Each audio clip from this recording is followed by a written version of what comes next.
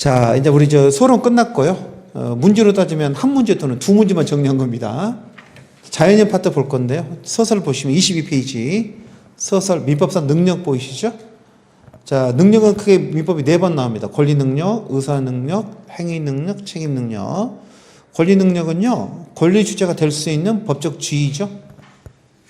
권리 주체가 됐다는 게 아니라 될 수 있는 겁니다. 집을 가지고 있다는 게 아니라 집을 가질 수 있는 사람인데 크게 두 사람이죠. 자연인, 법인 두 사람이고요. 의사 능력은요, 법에는 조문이 없습니다. 당연히 전제를 깔고 들어가는 거죠. 첫째, 자신 행위 의미까지만 자기가 뭐 하는지를 아는 거죠. 자기가 하고 있는 게 무슨 의미라는 걸 알 수 있는 능력, 정상적 인식력과 의기를 바탕으로 합리적으로 판단할 수 있는 능력, 정치적 능력. 이게 다 빼면 자신의 행위 의미를 판단할 수 있는 정치적 능력, 그게 되는 거죠. 자기가 뭐 하는지를 의사 능력이라고 그러고, 의사 무능력자 법률행위는 무효입니다. 조문이 없어도 모두가 무효라고 생각합니다. 의사 무능력자. 누가 의사 무능력자라고 그랬죠? 보통 세 사람을 보죠. 첫 번째, 유아. 나이 기준으로 하면요, 7살 밑에 애들, 이런 애들이 뭐라고? 의사 무능력자. 초등학교, 요즘 만으로 따지기에 6살 그래도 되는데, 어쨌든 간에 이거 뭐 개별 구체적으로 따지니까 뭐 딱 정해진 나이는 없어요. 조문이 하나도 없으니까. 보통은 초등학교 저는 의사 능력이 없다고 봐요. 두 번째 누굽니까? 만취자. 술이 취하면 개가 되죠? 그래서 얘도 의사 무능력자. 자기가 뭐 하는지를 전혀 모르지 않아요. 세 번째는 고도의 정신병자. 요즘 이게 문제죠? 정신병이 좀 심한 경우, 조현병 같은 거, 이런 좀 심한 정신병이 있으면 자기가 뭐 하는지 도저히 알 수가 없잖아요. 그래서 애들이란 법률은 다 무효입니다. 내가 술이 떡이 돼가지고 남한테 계약서를 쓰고 왔더라도 뭐 할 수 있어요? 그게 무효라고 주장할 수 있습니다. 개별 구체적 판단합니다. 개별 구체적 또는 케이스 바이 케이스. 자, 행위 능력은요, 여러분 제가 술이 취하면 제가 만취자 법률이 무효라고 그랬잖아요. 근데 만취자가 나중에 자기가 계약서에 집을 싸게 팔고 왔다는 것은 술이 깬 다음에 알게 됐잖아. 그럼 그 당시에 술이 취했다면 어떻게 입증하겠어? 그래서 행위능력 제도를 만든 겁니다. 미리 어떤 기준을 정해놓고 거기에 해당하기만 하면은 취소할 수를 하고 있죠. 그래서 행위능력은요, 단독으로 유효한 법률을 할 수 있는 능력을 말하는 건데, 그렇죠? 취소할 수 있죠. 그걸 우리가 옛날에는 그 행위 무능력자라고 그랬거든요. 근데 지금은 행위 무능력자라는 용어를 쓰지 않습니다. 행위 무능력자라 그러니까 무능력한 사람처럼 느껴져 이 용어를 쓰지 않고 뭘로 바꿨습니까? 그것을 제한 능력자로 바꿨어. 제한 행위 능력자 그랬으면 좋았을 것 같은데 이걸로 바꿨죠. 행위 능력이 제한되는 사람입니다. 세 사람이 있어요. 누구? 미성년자. 19이 안 된 애들. 그 다음에 피성년 후견인. 성년 후견 개시 심판을 받은 사람이죠. 피성년 후견인. 그 다음에 피한정 후견인. 한정 후견 개시 심판을 받은 사람. 우리는 별로 잘 많이 안 하는 줄 알았더니 1년에 몇천 건씩 해. 피성년 후견인 같은 경우 세 사람 취소할 수 있습니다. 이 사람들은 행위 능력이 제한되기 때문에 단독으로 못해요. 행위 능력이 단독으로 할 수 있는 능력이잖아요. 제한 능력자는 행위 능력이 제한되기 때문에 단독으로 못하고 미성년자는 동의받아서 하셔야 되고요. 피성년 후견인은 대신해서 해줘야 되고 피한정 후견인도 동의받으라는 건 동의받아야 되고 이렇게. 책임 능력은요, 이게 자기가 나쁜 짓 한다는 거. 그래서 첫째, 자기 행위 법률상 책임을 판단할 수 있는 능력을 말합니다. 자기가 하는 게 나쁘다는 걸 알 수 있는 능력을 책임 능력이라고 그래. 책임 무능력자는 누굽니까? 자기가 책임을 질 수 없는 사람이죠. 나이 기준으로 하면은 12살에서 14살을 봅니다. 12살 판례가 왔다리 갔다리 하는데 12살에서 14살을 봐가지고 좀 덜 떨어진 애들은 14살이 돼도 책임 능력이 없다 그러고요. 똑똑한 애들은 12살만 돼도 있다 그러고. 책임 안 집니다. 누가 책임지는 거죠? 감독 의무자. 그 이제 감독자가 누굽니까, 여러분? 부모, 친권자라든가 학교, 선생님들. 학교에서 얘가 일 저질러서 남을 팼잖아. 초등학교 3학년짜리가. 책임 안 집니다. 누가 책임져요? 감독을 선생님하고 집에서 교육시켜야 될 거 아니야. 학교에서 애들 때리지 말라고 부모가 책임지는 겁니다. 그래서 얘들끼리 놀다가 놀이터에서 예를 들어 학교에서 다치면은 학교에 끼어드는 거고, 학교가 아니라 집이 놀이터, 아파트 놀이터에서 놀다가 우리 애가 옆에 애가 안 놀아주니까 미쳤다니까. 그 옆에가 넘어지면 팔을 부러진 거야. 그럼 누가 책임지도록 되어 있습니까, 여러분? 부모가 책임집니다. 민법상 불법의 책임 부모가 지는 겁니다. 형사상 책임 어떻게 될까? 다치게 했잖아. 폭행, 부러졌으면 폭행치상이거든. 근데 얘는 책임 안 지죠. 그 형사 미성년자라 그러잖아. 14살 안 되면은 책임 안, 촉법소년. 그 유명한 촉법소년. 12살 밑으로 하나도 책임 안 지고. 그렇게 되는 거야. 항상 민형사는 별개야. 감옥 가냐는 형사 미성년 14살 기준으로 보는 거고, 민법상 불법행위는 12살에서 14살. 요걸로 따지는 거야. 책임 능력은. 법에 책임 능력은 몇 살에 써 있는 건 없어. 그때 봐가지고 초등학교 졸업했을 때를 기준으로 봐가지고 판단하는 거죠. 강행 규정입니다. 특약으로 달리 정할 수 없다. 민법에 나와 있는 능력이 다 강행 규정입니다. 자기들끼리 정하면 안 되죠. 우리끼리는 행위 능력 제도 적용하지 말자. 그러면 안 되는 거죠. 이거 법률 제도에 관한 문제니까. 됐고요. 요즘엔 잘 안 물어보고요. 오른쪽 자연이 한 3문제 정도 나오죠. 왼쪽 능력 4가지 중에서 2개만 공부합니다. 권리 능력, 행위 능력 2개만 공부합니다. 그 의사 능력하고 책임 능력은요, 케이스 바이 케이스, 개별 구체적으로 판단하니까 여기서 공부 안 하고 그때그때 공부하고, 우리는 자연인의 권리 능력, 자연인의 행위 능력 이거 공부합니다. 2장 넘겨보실래요? 넘겨보시면 자연인의 행위 능력이 있어요. 그렇죠? 권리 능력 하나, 행위 능력 하나 이렇게 공부하죠. 자, 권리 능력은 언제부터 언제까지 있는 거죠? 생존. 사람은 생존 동그라미. 생존한 동안 권리무 주체가 된다 그랬죠? 생존은 언제부터 언제까지입니까? 출생에서 사망까지. 시기는 출생. 권리 능력의 시기는 출생이고요. 종기는 사망. 그래서 우리는 이제 출생과 사망을 공부하는 거죠. 시기와 종기를 따져야 되니까. 첫 번째, 출생. 출생한 때부터 권리 능력 취득하죠. 언제 출생입니까? 조문이 없어요. 그래서 전부 노출설, 일부 노출설, 독립호흡설, 진통설이 있는데 전부 노출설이 통설입니다. 엄마 몸으로부터 완전하게 떨어져 나와야만이 사람이 돼요.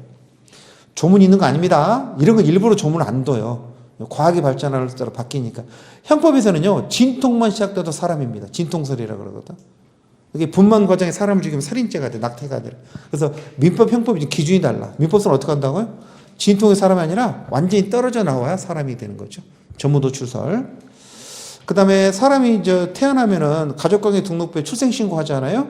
몇 월 며칠에 태어나도 쓰는 거 있잖아요. 그건 추정이다, 간주다? 추정입니다. 생일날. 그래서 반대 증거 있으면 뭐 할 수 있어요? 번복됩니다. 이게 짜증나는 거야.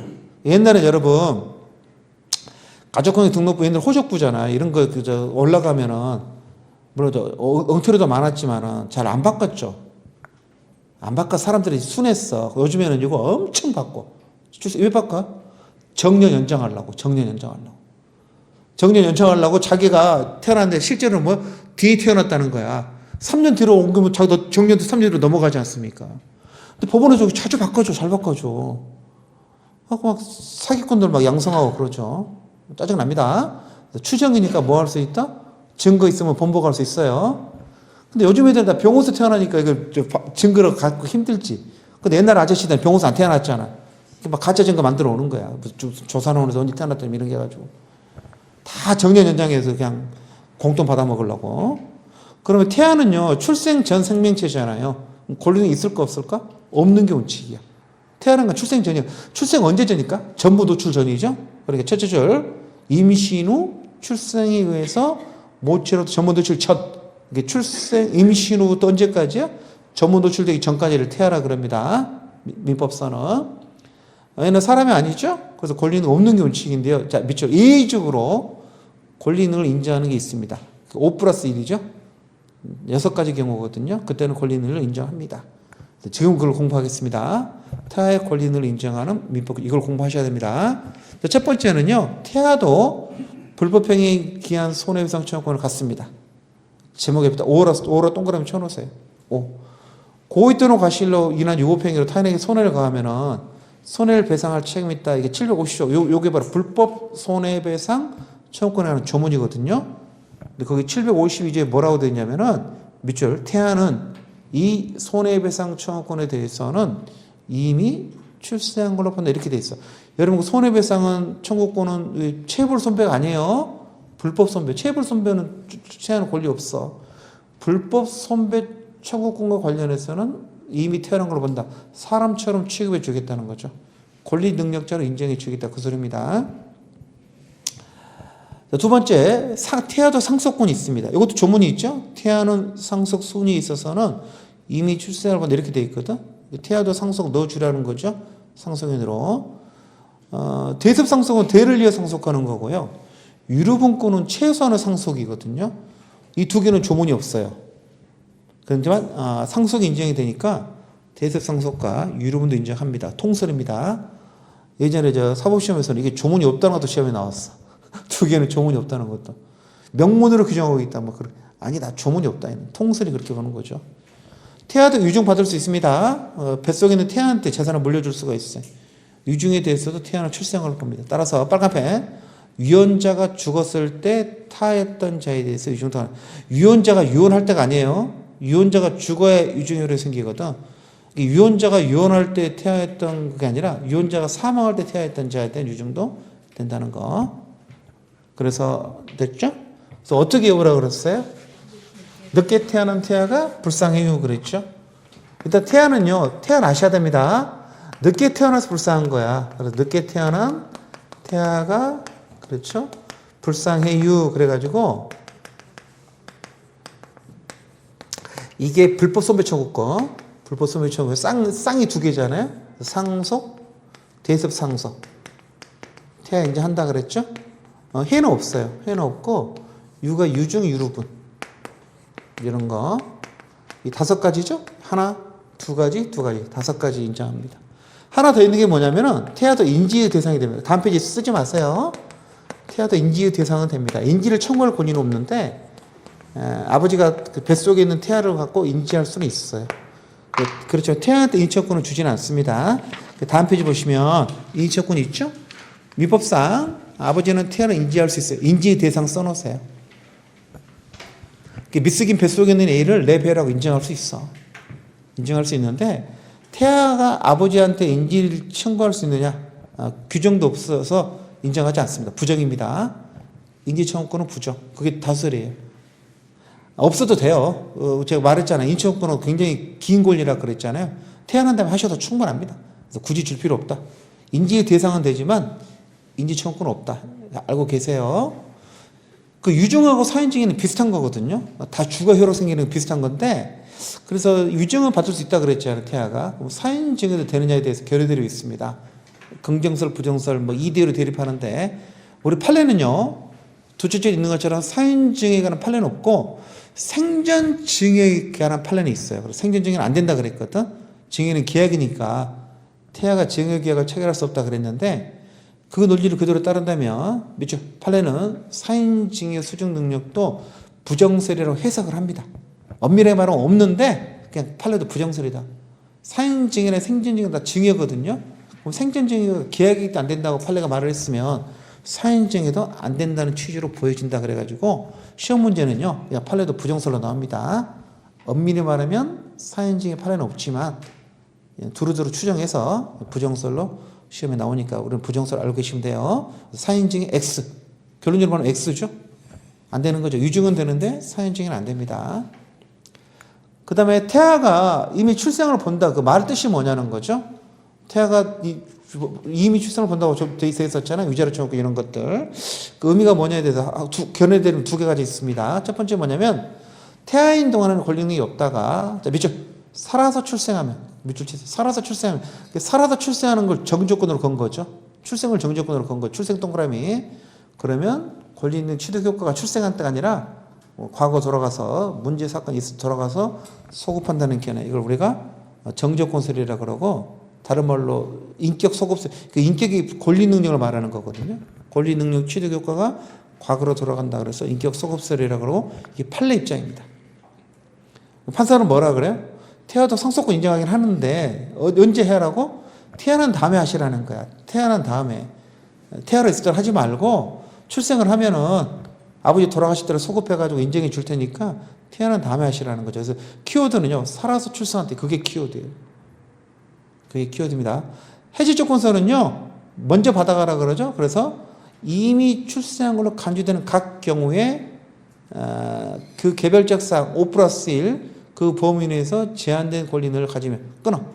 여기서 키워드는 뭐냐면 제한된 권리를 가지며 이게 태아로 있는 동안에도 권리 있다는 거죠. 다만 뭐 되면은 사산되면 토해내면 된다는 겁니다. 사산되면은 다시 소급해서 소멸한다는 개념이죠. 그래서 얘는 사산을 해지조건으로 한다 그래서 해지조건설이고 정조건설은 출생을 정조건 한다 그래서 정조건설이라 그래요. 이거 다수의 입장이죠. 자, 물어볼게요. 어떤 게 태아한테 유리합니까? 해지조건설이 유리하죠. 먼저 돈을 받아가니까. 그래서 태아에게 유리한 것은 해지조건설이다. 판사들 왜 기다리라 그래요? 판사들은 태아를 또 하지 말고 일단 기다리라 그래. 왜 판사는 기다리라 그럴까? 눈물 나. 눈물 난다니까. 왜 기다리라 그런다고? 그중 이유가 하나 그거야. 그게 그 아버지 자식이라는 보장이 어디 있냐는 거야.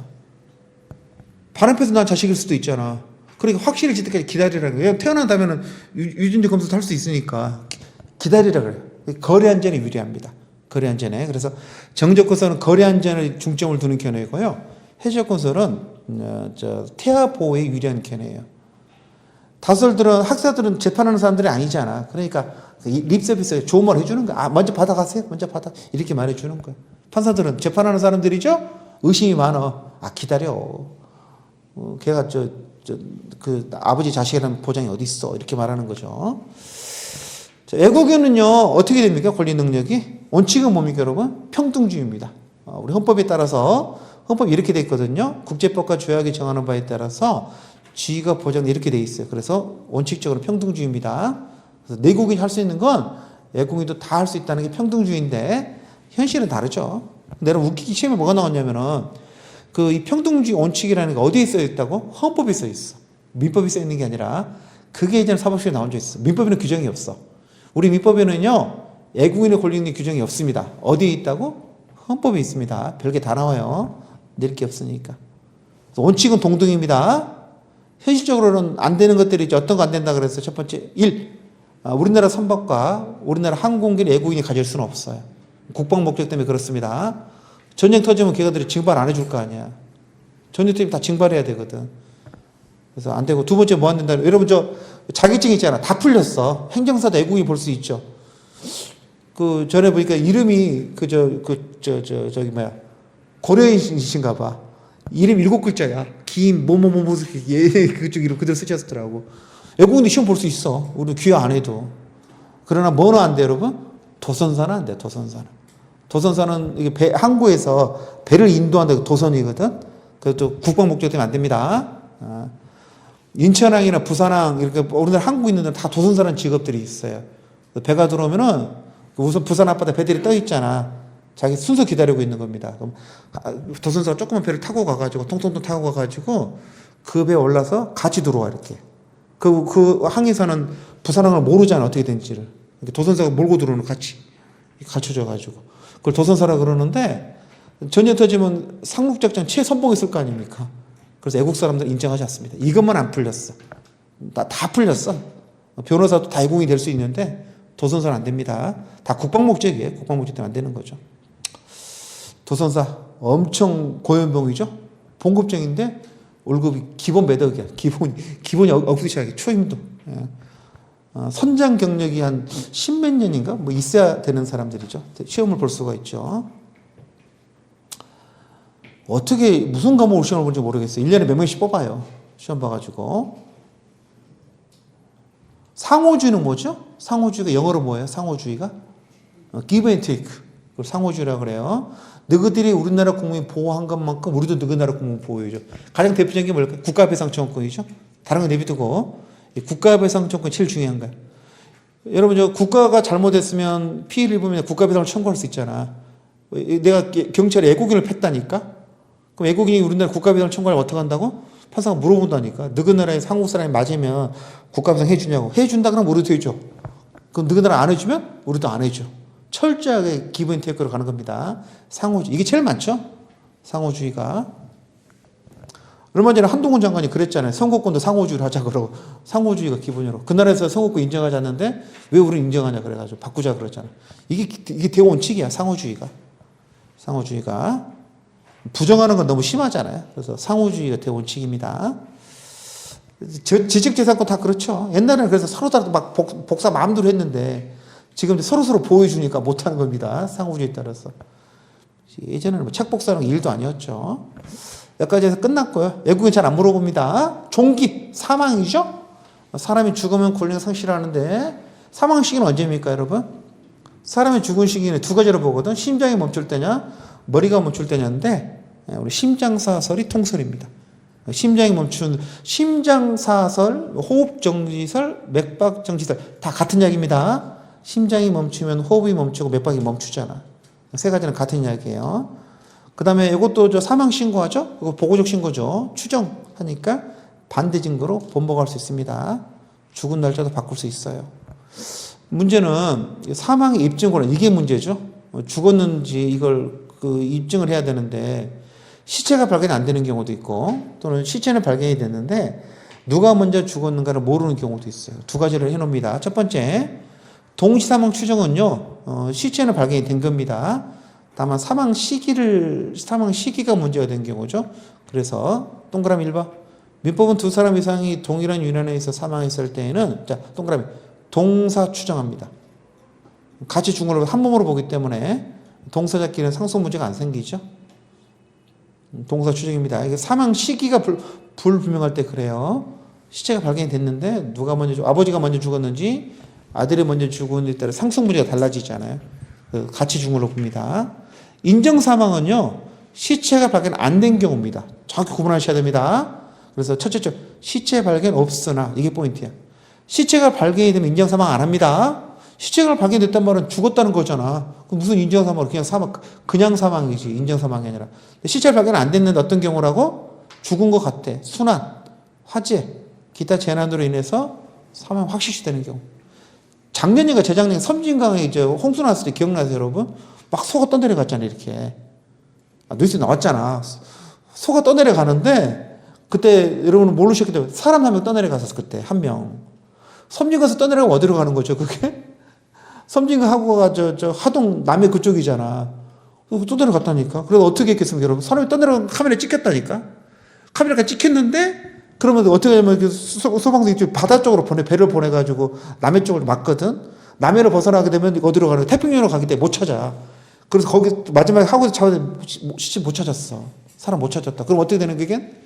인재사망 해야지. 왜? 걔가 떠내려간 것까지는 찍혔다니까.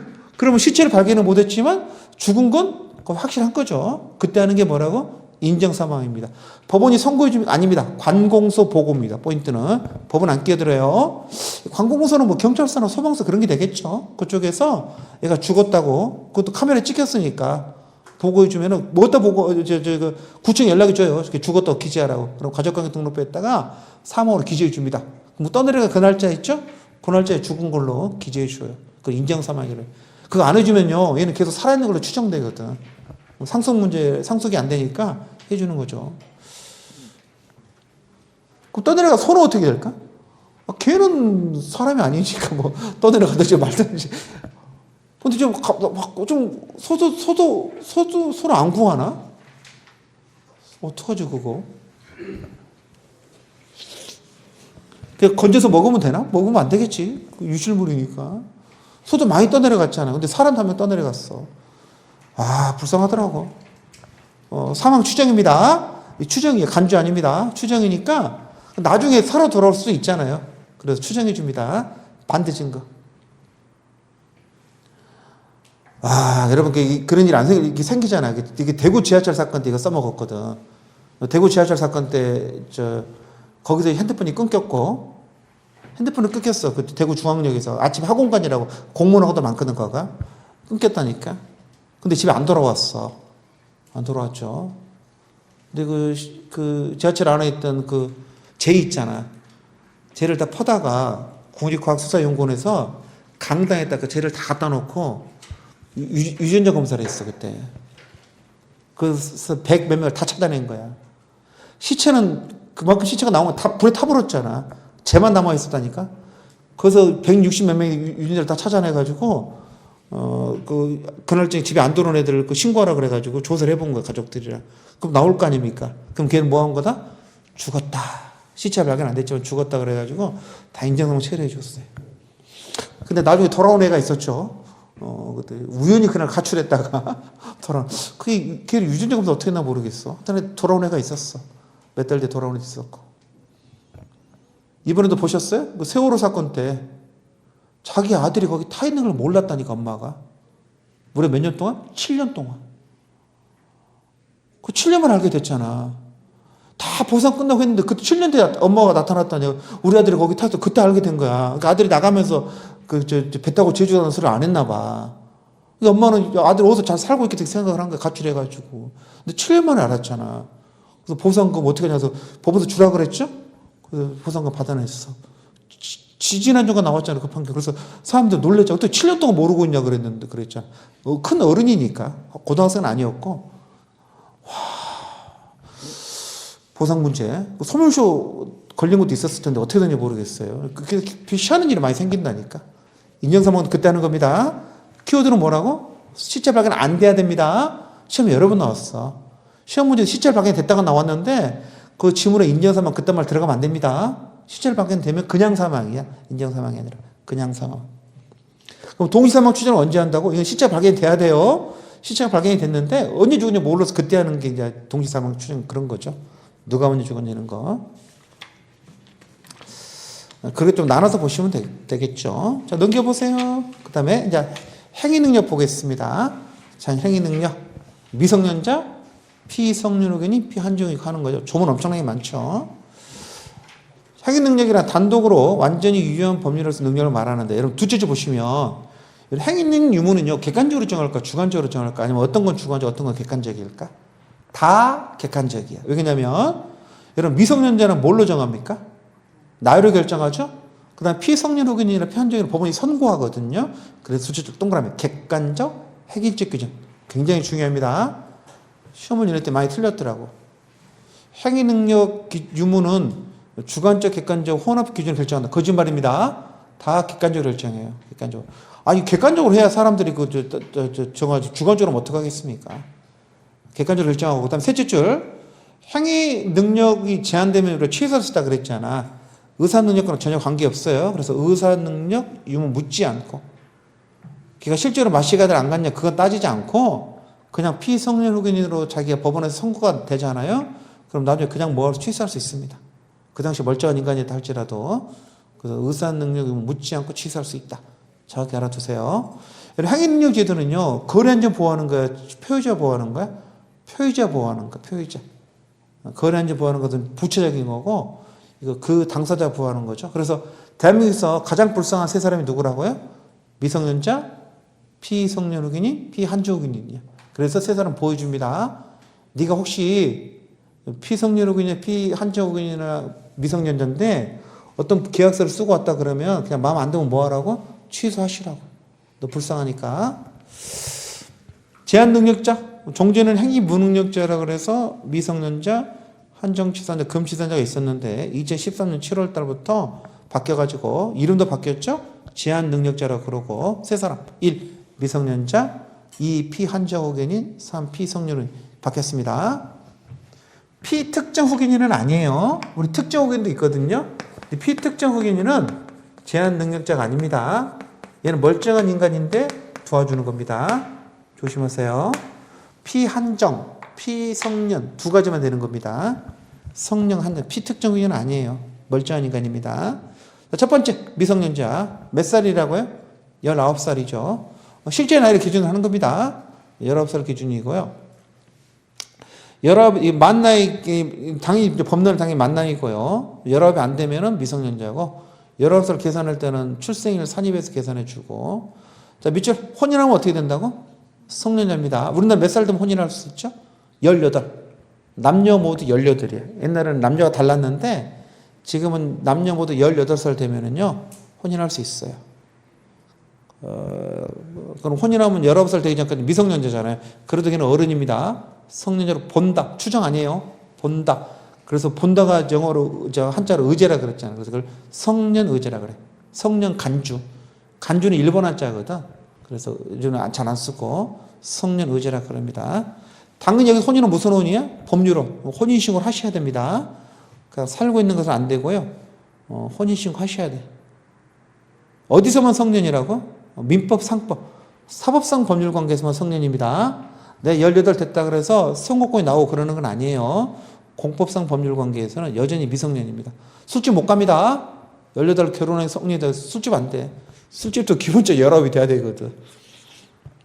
자, 미성년 행위능력 5조 외우셔야 됩니다. 미성년자는 어떻게 하라 그랬어요? 동의서 첨부하라 그랬죠? 법정대리 동의 얻으셔야 됩니다. 동의 동그라미 하고. 이 법정대리는 1차적으로 친권자고 2차적으로는 후견인이거든요. 미성년 후견인인데 여러분 우리나라는 누가 친권자예요? 옛날에는 아버지가 친권자였어요. 지금은요. 부모 공동 친권이거든. 그럼 지금은 뭐라고 말해야 돼? 미성년자 고용하려고 그러면 부모님 동의서 받아오라 그래야 돼. 부모님 동의서. 저는 아버지 사인 받아오라 그랬는데 지금 부모님 사인 받아오시라 그래요. 만약 여러분 저 아버지랑 엄마가 생각이 다르면 어떡할까? 그럴 수 있을 거 아니야. 아버지는 일하라고 그러고 엄마는 무슨 일을 공부하라고 그럴 수도 있잖아. 그때를 대비해서 가족법 조문이 있어. 이렇게 서로 생각이 다르면 결정하는 게 있거든. 그러니까 고민 안 하셔도 되고 그 시험에 안 물어봅니다. 여러분은 뭐 어디까지만 아시면 돼? 부모 공동친권입니다. 동의서 첨부하라는 거. 이거 사람들 법을 몰라도 다 알고 있잖아. 그래서 미성년자 알바 쓰려고 그러면 그냥 쓰면 안 되고 동의서 들고 오라 그래야 돼요. 만약에 동의서 안 들고 걔 쓰면 어떻게 할 수 있죠? 2양 전환규정 위반하는 걸 뭐 할 수 있다? 취소할 수 있습니다. 누가 취소합니까? 미성년자도 취소할 수 있고요. 법정 대리인도 취소할 수 있어요. 취소권자는 두 사람입니다. 미성년자 본인도 할 수 있고요. 법정 대리 부모님도 하거나 후견인이 하거나. 그러면 미성년자가 아무 짓도 못 하잖아. 아버지가 동의 안 해주면 아무 짓도 못 한다는 소리잖아. 기본적으로. 그래서 단서가 있습니다. 1항 단서. 그러나 뭐 권리만 만자 꼭 들어가야 됩니다. 권리만 얻는 거. 여러분 권리만 얻는 것은 미성년자한테 불리한 게 아니죠. 미성년자 제도는 미성년자를 보호하지 않은 건데 이건 보호할 필요 없잖아. 그래서 단독으로 할 수 있습니다. 의무를 면하는 것도 미성년자한테 유리한 거죠.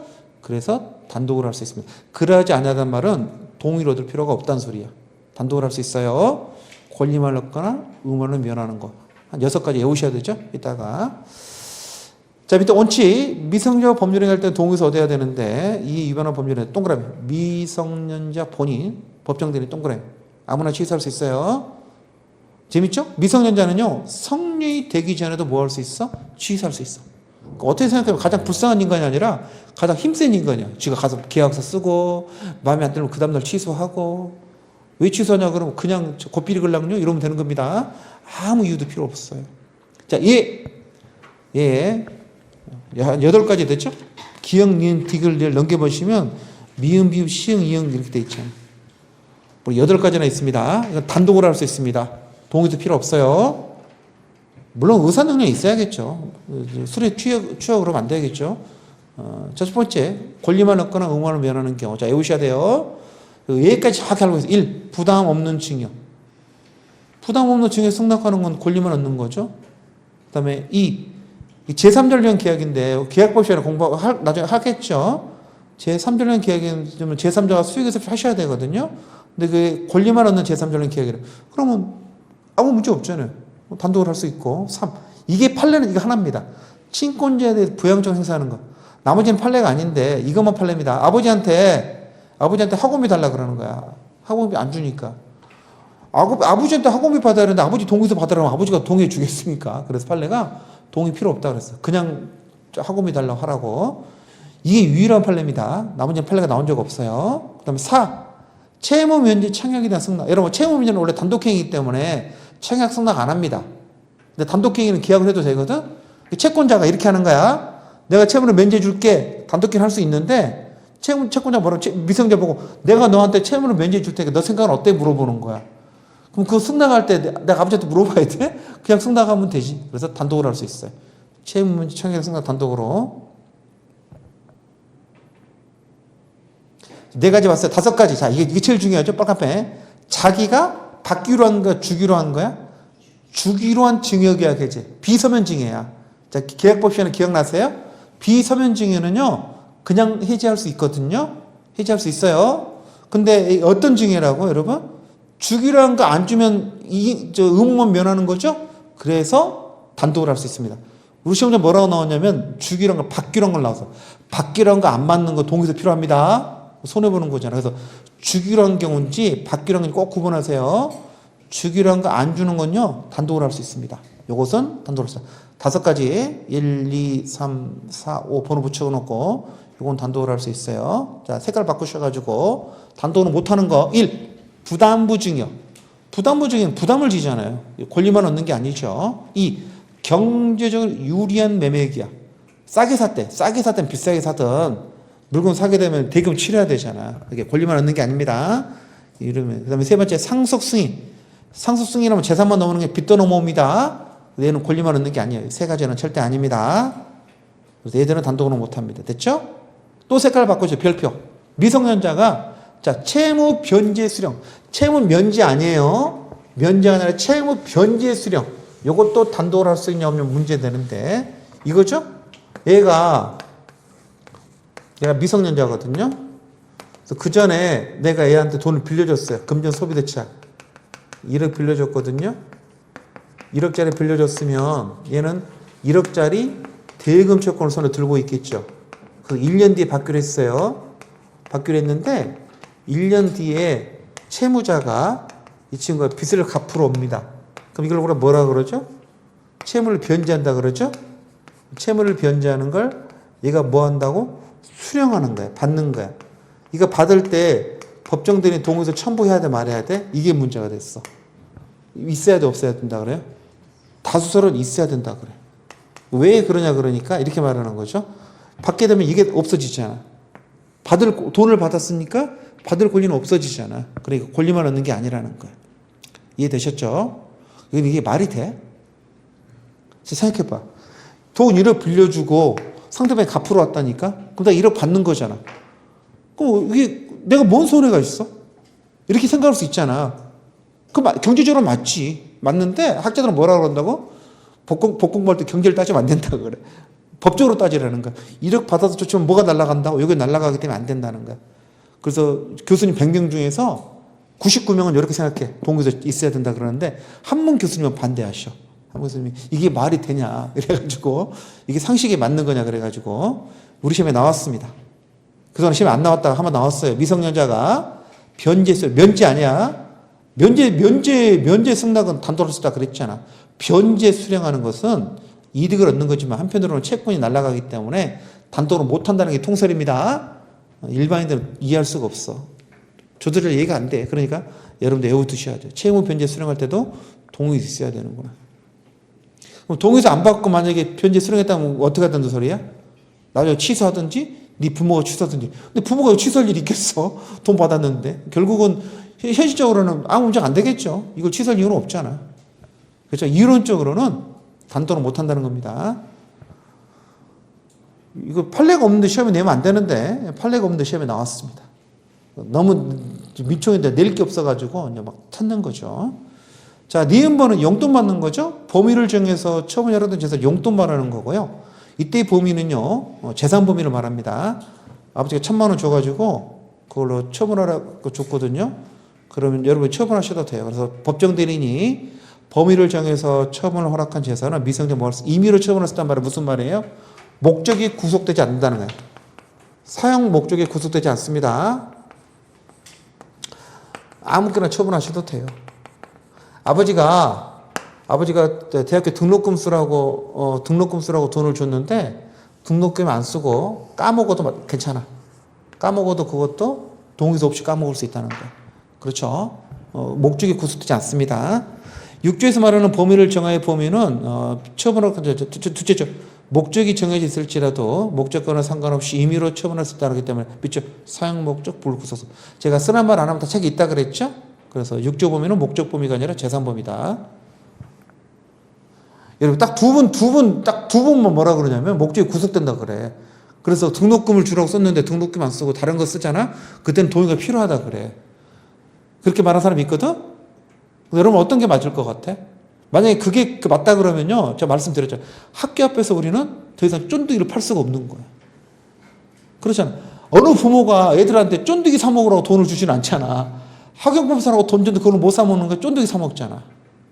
그게 사무, 학용품 주라고 돈을 줬으면 그걸 학용품을 사든지 쫀득이를 사든지 다 뭐 할 수 있다고? 단독으로 할 수 있다. 그 소리야, 단독으로. 이해되셨죠? 굉장히 중요해요. 요거 많이 써먹어, 그래서. 대학생들 수사문도 마찬가지야. 그래서 처분을, 범위를 정해서 처분을 허락했으면, 그다음부터는 임의로 처분할 수 있으면 동의 필요 없다는 소리입니다. 마음대로 까먹을 수 있어요. 그 다음에 B번, 처분이 허락된 재산으로 해가 물건을 샀거든? 근데 물건에 흠이 있어요. 그러면 담보증이 묻는 것도 뭐 할 수 있다? 단독으로 가능해. 조심하세요. 담보증이 묻는다 그러면 우리는 뭘 생각하냐면 소송을 생각하는데 소송은 안 돼. 미성년자는 소송을 못하고 소송은요, 다 대신해줘야 되거든, 법정대리인이. 그래서 이건 소송 능력은 없어요, 얘는. 소송 능력은 없습니다. 소송행위 능력은 없다는 거예요. 소송을 수행할 수는 없어. 담보증을 묻는 건 가능한데 담보증이 묵뚝해서 소를 제기하는 건 안 돼. 소송 제기하는 건 다 법정들이 대신해 주도록 되어 있습니다. 미성년 기본적으로 소송 능력이 여러분 소송 능력이 뭐냐면 우리 민법상 행위 능력이라 그러잖아. 소송법에 가면 소송 행위 능력이 줄임말이야. 이렇게 써도 돼. 소송행위라는 게 있을 거 아니야. 이제 소송법에는. 근데 미성년자는 기본적으로 그것도 없어.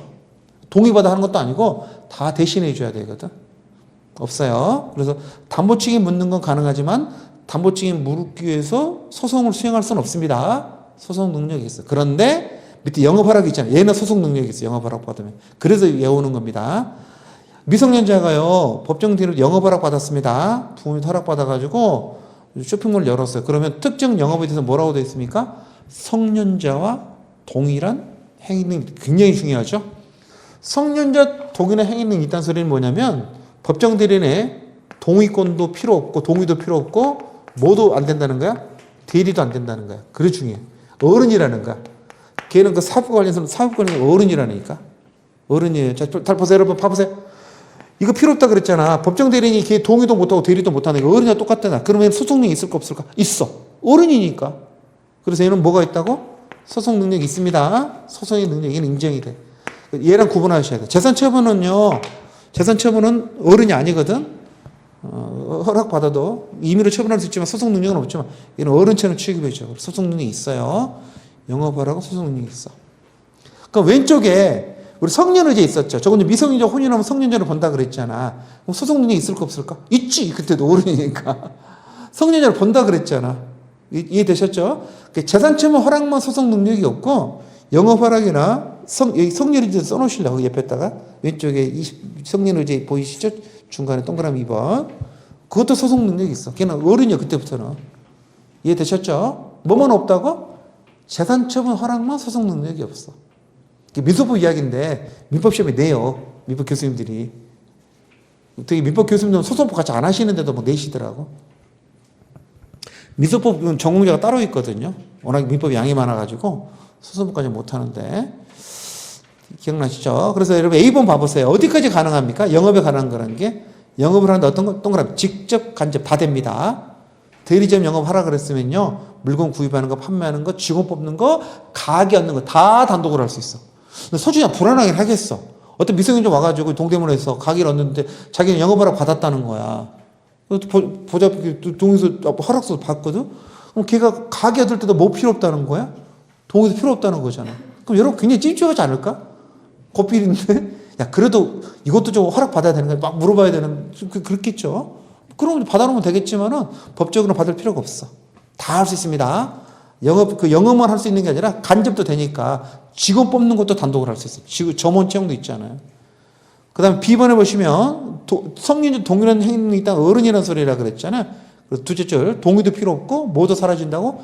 대리권도 사라집니다. 최근에 시험 2번이나 나왔어. 영업하라고 경우는 법정 대리권이 사라진다. 재산처분 허락의 경우는요, 동의권만 사라지지 대리권 사라지는 거 아니에요. 용돈 주고 아버지 대신 사다 줘도 돼, 그건. 근데 영업하라고 그게 안 돼. 아버지가 끼어들면 안 됩니다. 다 단독으로, 어른이란 소리야. 다 단독으로 할 수 있어. 그 다음 대리인은요, 대리하면 효과는 모두 본인한테 미치잖아? 그러니까 대리인 해봤자 대리인은 손해보는 게 없죠? 미성년자도 대리인 될 수 있습니다. 나 물어볼게. 넘기지 말고. 우리 지금 미성년자 행위능력 공부하고 있잖아. 물어볼게. 피성년 후견도 대리인 될 수 있나? 될 수 있어. 피한정이 될 수 있는, 다 될 수 있어. 왜? 대리인은 행위 능력자임을 요하지 않는다는 조문이 있단 말이야. 그러니까 피성년 달 수 있습니다. 우리 미성년자 공부하다 미성년자만 말하고 있는 거잖아, 지금. 그래서 미성년 대리인 될 수 있다. 피성년 후견도 됩니다. 써놓으실래요? 피성년, 한쪽 다 되는 거야. 그런 거 안 따지니까. 피성년 후견도 대리인 될 수 있고요. 피한정 후견도 당연히 대리인 될 수 있습니다. 안 따지니까. 대리인은 행위 능력자임을 요하지 않는다 이렇게 돼 있거든. 그러니까 행위 제한 능력자라도 다 대리인 될 수 있어요. 왜 그런다고? 모든 요건은 누구한테 미치니까? 본인한테 미치니까 제한 능력자 자신들한테 손해가 되는 게 하나도 없거든. 됐죠? 넘기세요. 여러분, 유언은 조문이 뭐라고 되어 있냐면, 요 조문 있잖아. 5조 조문을 우리 1062조에서 유언 의견 적용 안 한다고 되어 있어. 그 말은 무슨 말입니까? 미성년자도 뭐 할 수 있다? 유언할 수 있다는 소리거든. 근데 조심하실 거. 거기서 미성년자는 나이를 몇 살로 잘라놨어? 17살로 잘라놨어. 그래서 17살 돼야 뭐 할 수 있어? 유언할 수 있거든요. 그걸 유씨가 말로 유언 능력이라 그래. 시험 문제에서 모든 미성년자는 유언 능력이 있다. 그럼 틀려요. 몇 살이 돼야 돼? 17이 돼야 유언할 수 있어. 그럼 여러분 17이 안 된 애들은 유언은 어떻게 될까? 의미가 없어. 해봤자 개무시하면 돼. 유언이라는 것은 내가 유언을 돌아가시면서 뭐 잘 살아라 뭐 그런 게 유언이 아니고, 우리 법에 보면 이것은 유언으로 정할 수 있다. 그게 한 10가지 정도가 있어. 그게 유언이야. 그걸 정하는 게 유언이거든. 근데 17살 안 되면 그걸 걔들이 못 정해. 못 정해. 걔들 그냥 죽는 거고, 기본적으로 몇 살이 돼야 됩니까? 17살 돼야 유언할 수 있습니다. 그래서 17살 돼야 유언 능력이 있어요. 17살 잘 알아두세요. 당연히 만 나이 기준이고요. 그 다음에 좀 전에 영업허락 받으면 영업할 수 있다 그랬잖아요. 근데 그 중에서, 보세요. 영업할 때는 개인 상인으로 영업할 수도 있잖아. 이번에는 회사로 하는 거예요, 회사로. 회사는 종류가 한명, 합자, 유한, 주식 이런 것들이 있거든. 근데 그 중에 그 한명회사는 어떤 게, 한명회사는 회사가 있어. 이 한명회사 왜 무서운지 아세요, 여러분? 한명은 여러분, 이게 한명, 이름 보면 금방 알아. 한명회사는 뜻이 뭐냐면, 이름을 합한다는 소리거든? 자기 명의를. 그러니까 얘들은 한명회사 포인트가 뭐냐면, 회사인데 무한 책임을 져, 기본적으로. 영어로 파트너십이거든? 무한 책임 진다면 무슨 말이야? 회사 빚을 개인 돈으로 갚아야 돼. 여러분, 정반대 회사가 어떤 회사입니까? 주식회사입니다. 여러분, 주식회사는 어떻게 되는 거냐? 회사가 주식으로 분할됐다는 소리거든? 이 사람들은 유한 책임이야, 무한 책임이야? 전형적인 유한 책임이야. 주식회사는요, 회사의 빚에 대해서 주주가 전혀 책임을 안 져. 주주는 뭐만 책임되는 거죠? 주식 대금만 납부하면 끝이야. 얘는 유한 책임이고, 얘는 뭐라고? 무한 책임이거든? 그 무한 책임은 굉장히 좀 위험한 사업이죠. 물론 이익도 많지. 딱 비율로 나눠보면. 근데 위험도 많다. 그래서 무한 책임 사업 될 때 허락 받으셔야 돼. 그래서 법정대리인 허락 얻어서 무한 책임 사업이 됐잖아요. 얘가 좀 회사를 만드는 거야. 미성년자인데 용산에다가 조그만 컴퓨터 조립회사를 만드는 거야. 그래서 자기가 한 명에서 뭐가 됐다고? 무한 책임 사업이 됐거든요. 그 다음부터는 단독으로 할 수 있어. 그 다음부터는 그래서 그 다음부터는 단독으로 할 수 있습니다. 여러분, 그 다음부터도 동의받으라 그러면 얘는 비즈니스 못합니다. 그래서 될 때 허락받고요. 그 다음 단독으로. 여러분, 이게 상법 7조 조문인데요. 민법 시험에 꽤 나와요. 이게 꽤 나옵니다. 그 다음 또 조심하시고 뭐라고? 될 때만 허락받으시면 돼요. 될 때만 허락을 어디다 받나 조심하셔야 돼. 허락은 동의랑 비슷한 말인데 그걸 어디서 받냐가 중요해. 시험 문제. 무한책임이 돼가지고 거기서 사원자의 기회에서 할 때 허락받는 게 아닙니다. 될 때 허락받는 게 될 때. 별걸 다 물어보더라고요. 될 때 허락받는다. 상법 조문인데 민법 시험에 잘 나오니까 알아두세요. 어쩔 수 없어요. 자, 시외법 별표 2개. 자, 근로계약 체결하는 거하고 임금 청구하는 거 볼게요. 미성년자가 롯데리아에 알바로 취업하고 싶어요. 그러면 근로계약서를 써야 될 거 아닙니까? 동의서 필요할까 필요 없을까? 이 문제야. 우리 법에는 뭐라고 돼 있냐면 친권자나 후견인은 미성년자인 근로계약을 다 대리할 수도 더 있어. 아버지가 아들 대신에 계약서를 쓸 수는 없어. 왜 못 쓰게 할까? 아들을 팔아먹는 거잖아. 아들은 공부하고 싶어 하는데 롯데라도 일하라 그러는 건 똑같잖아. 그래서 대리 못한다고 돼 있다니까. 근데 문제는 뭐냐면 아들이 일하고 싶으면 단독으로 할 수 있을까? 동의서 들고 해야 될까? 어떨 것 같아요, 여러분? 여러분 느낌상? 이게 조문에 안 써 있어. 대리만 못한다고 돼 있지 아들이 동의서를 들고 근로계약을 체결하는지 그런 말이 안 써 있거든. 그래서 학자들은요, 동의서 들고 해야 한다. 동의 필요설. 동의서 필요 없다. 동의 불효설. 뭐 18살 밑에는 동의서 들고 그런 견해들이 있거든. 뭐가 다설이라고? 동의 필요설이 다설입니다. 동의 필요설이. 그래서 동의서 들고 왔는 다수리. 이게 다수리는 게 맞는 게 뭐냐면 다 사장님이 동의서 들고 오라 그래. 너 고필이야?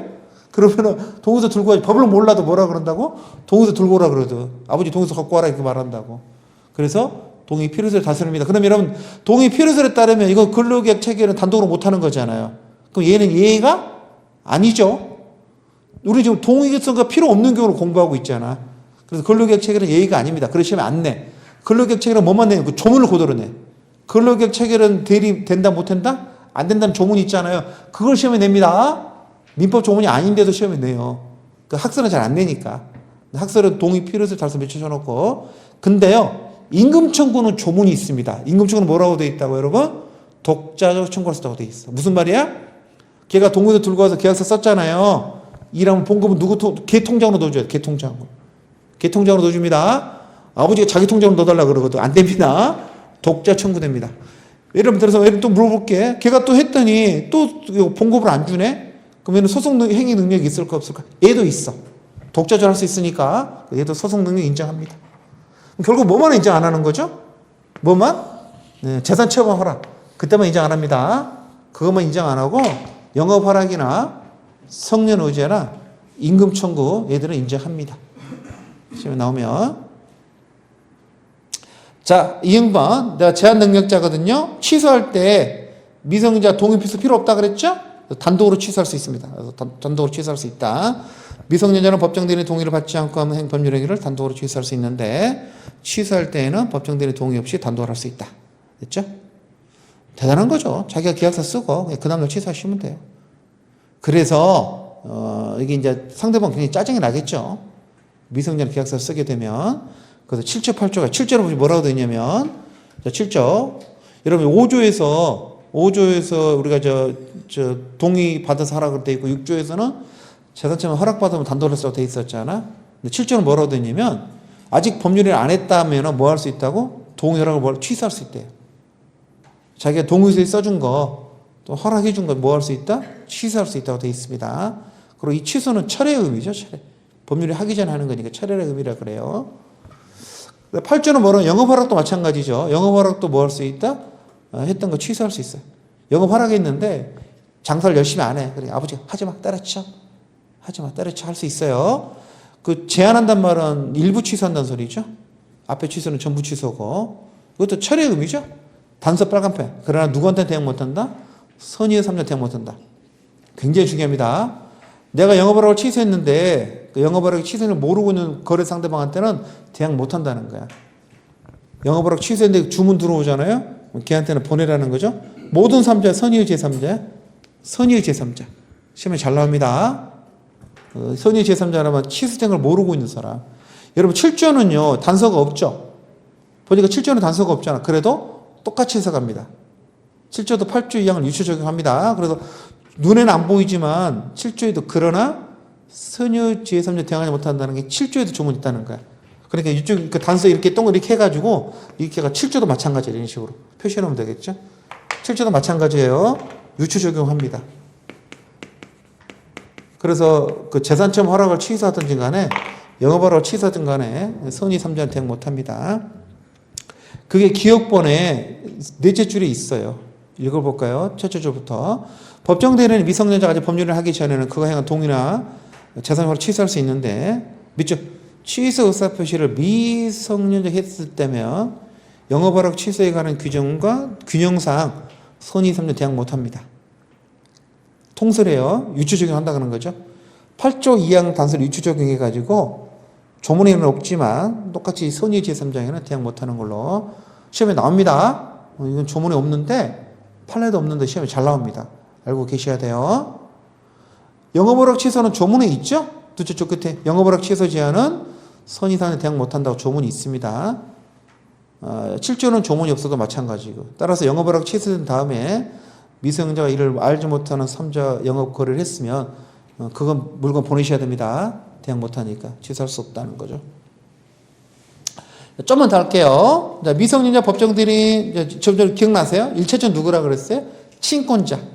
1차전 친권자고요. 2차전은 누구라 그랬습니까? 2차적으로는 후견인이죠. 그 미성년 후견인이라 그럽니다. 친권자가 없거나 친권자가 대리권 재산 관리를 행사 못하는 경우에는 이제 밑줄 2차적으로는 미성년 후견인을 둡니다.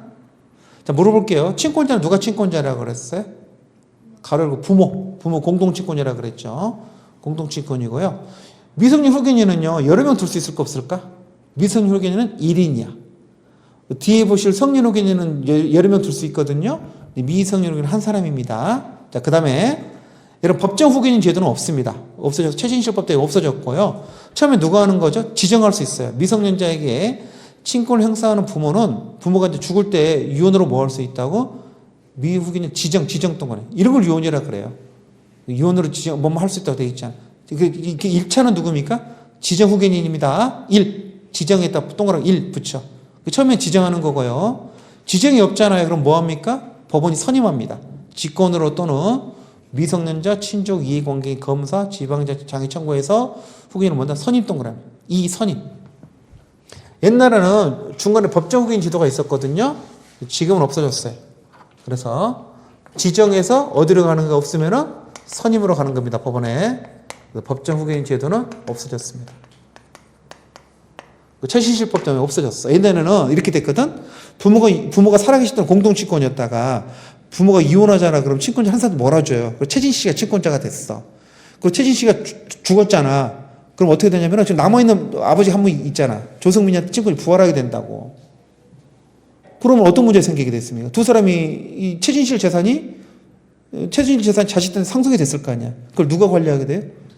조성민이가 친권자를 관리하게 되잖아. 그래서 이게 좀 문제가 있다 그래가지고 그 다음에 그게 또 없었을 때 안 계시면 이제 법정 친권자라 그래서 할머니, 삼촌 이렇게 간단 말이야. 그걸 없애버렸어. 아예. 없애버리고 그냥 어디로 간다고? 지정 없으면 뭐 한다고? 바로 법원이 끼어들어가서 법원이 뭐 해주고 선임해 주는 거야. 법원이 가장 적당한 사람을 선임해 주면 되잖아. 다 이게 최진실 씨 때문에 그때 영향받아서 바뀐 겁니다. 당연히 선임은 법원이 하는 겁니다. 법원이 선임합니다. 그래서 법정 후견인 제도는 없어졌어요. 지정해서 선임으로 이렇게. 가족법 종목 있잖아요. 가로 열고 시험에 나옵니다. 이게 뭐 민법 교수님들은 민총만 가르치는 사람들이 아니거든. 그래서 이 가족법 종목 몇 개는 시험에 내요. 그래서 이건 알아두세요. 지정 동그라미 선임. 지정의 선임을. 누가 선임할 때 누가 청구한다. 그건 필요 없어. 그냥 지정해서 없으면 법원이 선임한다. 이렇게. 됐죠? 법정 후견인 제도는 없어졌다. 자, 법정 대리는 뭐뭐 할 수 있죠? 동의할 수 있죠? 동의권이 있고 두 번째 뭐 있어요? 대리권이 혹시 기억나세요? 조금 전에 뭐는 대리권 없다 그랬어요? 영업하라. 셋째죠. 영업하라고 경우에는 대리권도 사라진다. 그렇죠? 대리권 사라진다. 그 다음에 취소할 수 있죠? 동의 안 받고 취소할 수 있고. 취소 안 하는 거 추인한다 그러고. 동의 대리권 취소 이런 것들이 있는 거죠. 되셨습니까? 됐죠. 자, 3번 보시면 피성년 후견인 볼게요. 피성년 후견인은 질병, 장애, 노령, 급박과 사유로 인한 정신적 제약, 신체적 제약 아닙니다. 정신적 제약, 신체적 X. 이거 시험에 나왔어요. 정신적 제약으로 사물을 처리할 능력이 동그라미 지속적 결여. 우리말로 하면 주로 마시가 했다는 거죠. 질병이나 장애나 노령 때문에 정신적 제약이 생겨가지고 사물을 처리하는 능력이 지속적으로 결여돼가지고 가정법원으로부터 자 성률이 밑줄 개시 심판 받은 자 지속적으로 결여된 사람 그러면 안 돼요. 사람으로서 and 심판 받은 사람만 피성년 후견이라고 그래요. 자 구조 가정법원은 질병, 장애, 노령, 급박과 사유로 인한 정신적 제약으로 사물을 처리하는 지속적으로 결여된 자에 대해서 끊고 자 청구권자 누구지? 본, 배, 사, 후, 검, 지 그 미성년 후견도 꺽쇠였어요. 꺽쇠 열어가지고 끄죽해서 6사람이거든. 하나, 둘, 셋, 넷, 다섯. 꺽쇠 닫고. 다 후자가 들어가 있죠? 그래서 외울 때는 후. 번배, 사후, 검지. 청구해서. 직권 X. 직권은 없어요. 직권은 없고 청구에 의해서 성년 후견 개시판 한다. 이렇게 돼 있죠. 이거 할 때 법원은 본인의 의사를 고려한다, 안 한다? 고려합니다. 여러분 본인의 의사를 고려한다는 게 본인의 의사에 얽매이는 건 아니에요. 물어보라는 거야. 본인 생각은 어떤지.